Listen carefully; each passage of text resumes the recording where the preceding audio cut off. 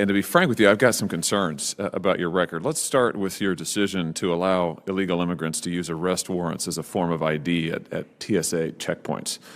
In response to a congressional inquiry on this, you responded, I'm going to quote you now, TSA established a process where it will accept certain DHS-issued forms for non-citizens and non-U.S. nationals who do not otherwise have acceptable forms of ID for presentation at security checkpoints. And then you went on to list the forms that TSA would accept that included a warrant for arrest of an alien, a warrant of removal or deportation, the order of release on recognizance, an order of supervision, a notice to appear, an arrival and departure form, which included a printout of an electronic record, or an alien booking record. Now, I wrote to you on January 31st of this year asking you about this. Have you responded to this letter yet?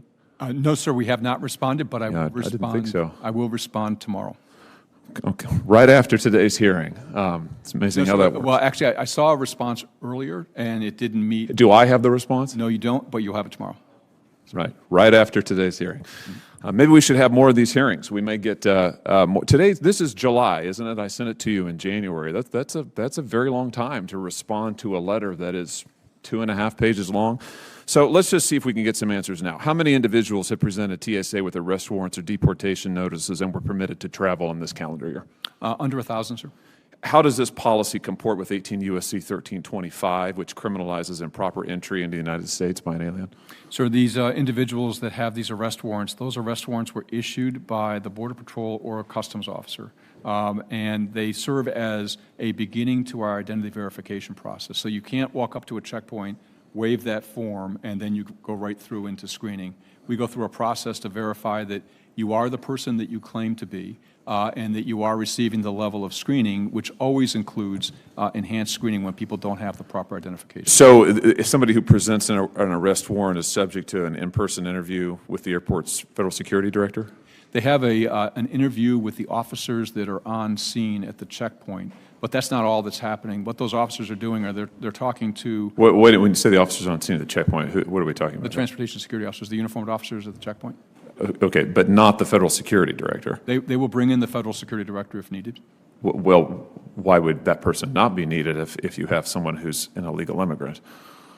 Right. So we aren't looking at whether a person is legal or illegal in the country. Our function is to make sure that... Why not? Because our role is to make sure that people that might pose a risk to transportation that's significant enough to either require enhanced screening or to not allow them to fly, that the proper... So your position is someone who is known to have violated the laws of the United States does not thereby need enhanced screening? You're not concerned about this person as a security threat?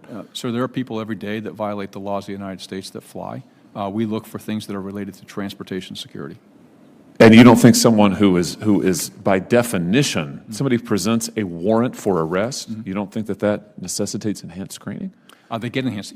All of those individuals get enhanced screening. You just told me that it doesn't necessarily involve any interview with the federal security director, and you also said that you may well let them get on airplanes. And in fact, you've allowed at least 1,000 people to get on airplanes this year, calendar year alone. Right, but enhanced screening and getting on an airplane are two very different things.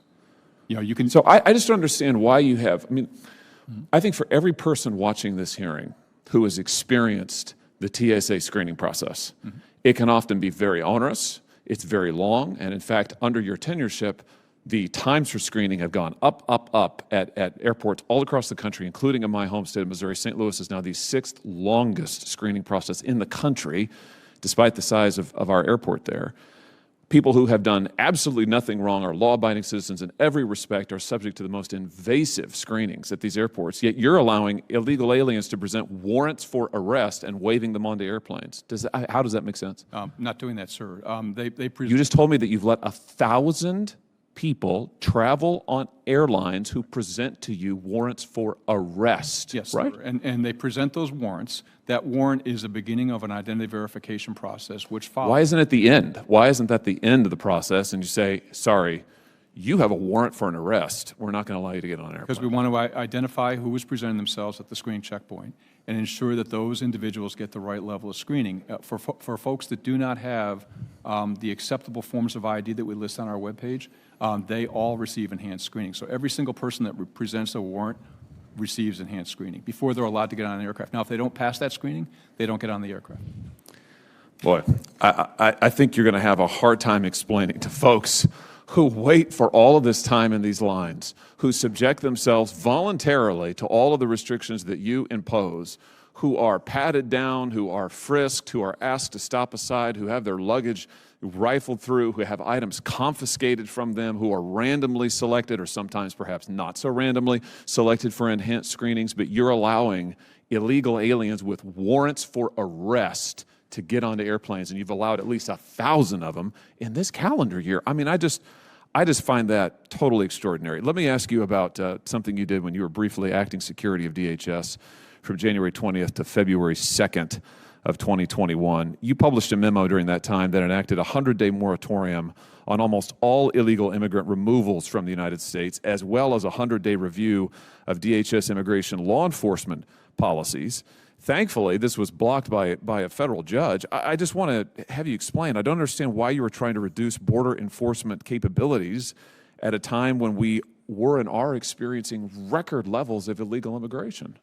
Sir, we don't have enough resources, clearly, to handle the number of people that are coming across the border. We were trying to focus the resources that we have. I mean, no agency in this government has all the resources they need to do the jobs that they've been asked to do.